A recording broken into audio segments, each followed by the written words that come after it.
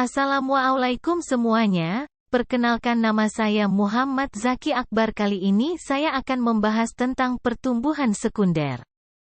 Pertumbuhan adalah sebuah proses di mana volume atau ukuran pada makhluk hidup bertambah dan sifatnya irreversibel, tidak dapat balik.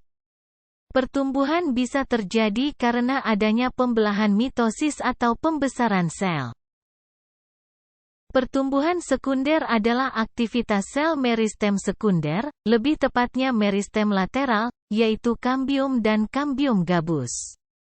Pertumbuhan sekunder hanya bisa dijumpai pada tumbuhan dikotil. Pertumbuhan sekunder ditandai dengan bertambah besarnya kambium pada tumbuhan. Ciri dan fungsi pertumbuhan sekunder.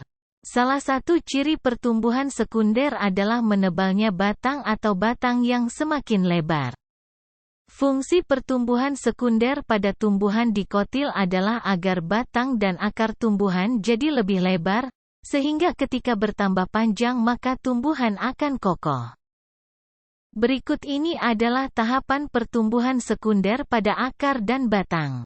Sel-sel kambium vaskuler yang terletak di antara xilem dan floem melakukan pembelahan ke dalam membentuk jaringan xilem sekunder. Terjadi pembelahan sel kambium vaskuler yang membuat diameter batang bertambah, sehingga epidermis terkelupas. Pembelahan pada kambium gabus akan menggantikan fungsi epidermis yang rusak. Hasil pertumbuhan sekunder. Seperti yang sudah banyak disebutkan sebelumnya, hasil pertumbuhan sekunder ini bisa dilihat dengan ukuran diameter batang tumbuhan yang semakin besar, pembentukan lingkaran tahun, dan jari-jari empulur. Kemudian, pertumbuhan sekunder juga menghasilkan jaringan sekunder seperti xilem dan floem sekunder. Perbedaan pertumbuhan primer dan sekunder. 1. Hasil. Pada pertumbuhan primer, tumbuhan akan bertambah panjang.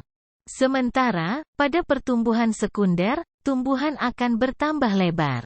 2. Jenis jaringan. Pertumbuhan primer terjadi karena aktivitas meristem apikal. Sementara, pertumbuhan sekunder terjadi karena aktivitas meristem lateral. 3. Waktu terjadinya. Pertumbuhan primer dimulai sejak awal tumbuhan tumbuh, mulai berkecambah, hingga selesainya diferensiasi jaringan. Sementara pertumbuhan sekunder terjadi saat pertumbuhan primer selesai dan hanya pada bagian yang matang atau yang benar-benar dikembangkan. Sekian yang bisa saya sampaikan, kurang lebihnya mohon maaf. Wassalamualaikum warahmatullahi wabarakatuh.